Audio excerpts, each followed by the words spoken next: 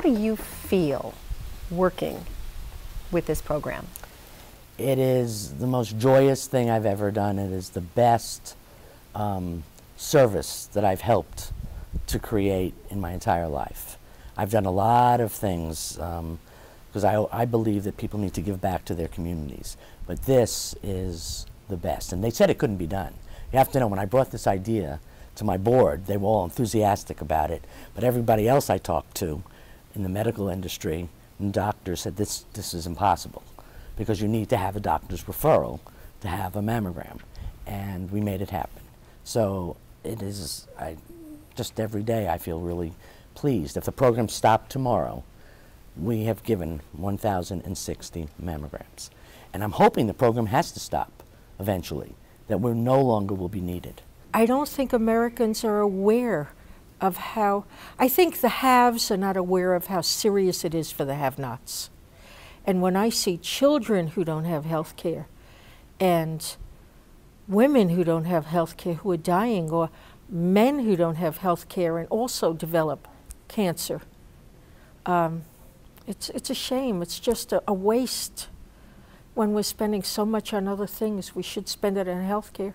We're having sisters bringing sisters, daughters bringing mothers, mothers bringing grandmothers to get the mammograms because they know how important it is. We had one woman who said she hadn't had a mammogram in about 5 years, but that her daughter, who went yearly and always had clear mammograms, that everything was fine, had just had a double mastectomy because even though she had clear mammograms for several years before, all of a sudden it showed up and it was everywhere.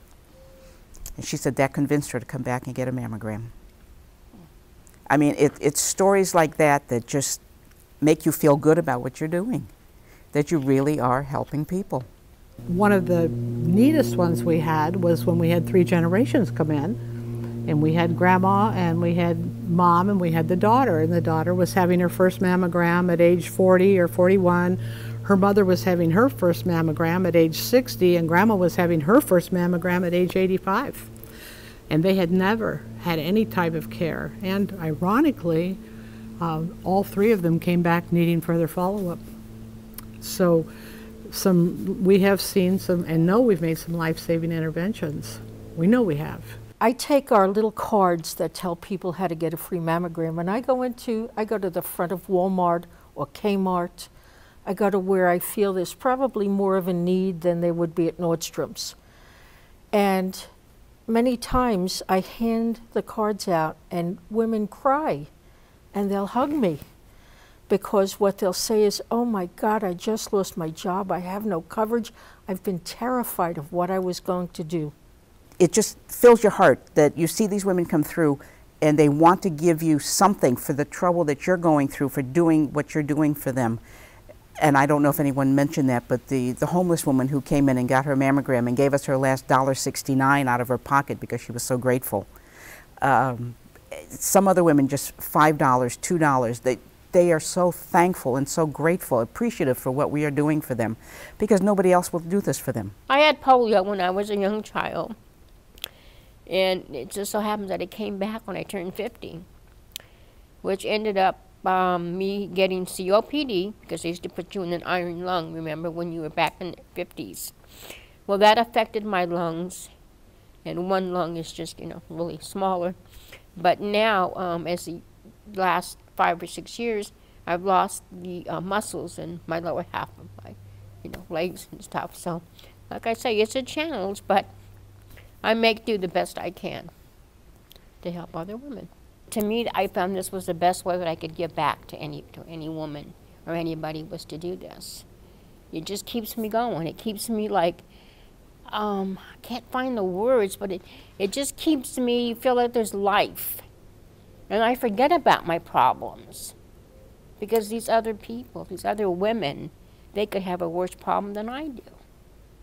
When was your last mammogram? 5 years? Okay, what is a good time for you? That'll be July 15th, and that's going to be at the Indio Senior Center down in Indio. Okay, and we'll give you a reminder call. And how did you find out about us, Judy? When people ask me, who do you do volunteer work for, and I say the Desert Women for Equality, they then take a spin. And then I explain, I said, well, we all have been impacted somehow, whether it's an aunt, a mother, a sister. You don't have to go very far. And there are quite a few men. What percentage? 40% of our volunteers? 45% of our volunteers are men. We have 17 volunteers in the office that, you know, do the phones and greet the women when they come in. This is a thank you card from one of the women who was at the clinics, and it said, to the ladies of Desert Women for Equality, I can't say it enough, thanks again. Thanks for the gift of a mammogram. Your organization has made a difference in my life, and I am sure in many others too. Do you think it's helping to improve the, I want to say, the general societal feelings about gay and lesbians in their community because you're doing such important work for them? Do you think that's helping to kind of break that barrier just a little bit? I hope so. We've been hidden for so long. I know for myself, I've been hidden for 30 years. This is the first time that I've been out. And I hope that people are getting to know us as people. We're the same. And that we're trying to do good is just because good needs to be done. I think it's vitally important for women to have this done, and I applaud the women that are here, you know, helping make this happen. At the end of the day, how well do you sleep? I sleep great. Doing this work? I sleep very well. I think knowing that you're doing good, and you're doing good just for good's sake, lets you put your head on the pillow and really feel like a part of the human race. And I'd really like to see other people get involved in something like this in their own communities, because there's a tremendous need. And I think if you just save one life, and I know we've saved many, but if you just save one life, you've fulfilled your purpose on earth. So I'd like to see this become homegrown in more communities. And it doesn't matter whether people are gay or straight that do it. What matters is that people who care do it. Thank you, Barbara, Elaine, Diane, Sharon, Vivian, and all the women at Desert Women for Equality. We love what you do. In fact, we like it enough that we're giving you an Ambassador of Caring Award. If you'd like to learn more about Desert Women for Equality, log on to our website, goodtube.org, and search keywords Desert Women for Equality or mammograms. For all of us at Profiles in Caring, I'm Kimberly Perkins. Thanks for watching, and thanks for caring.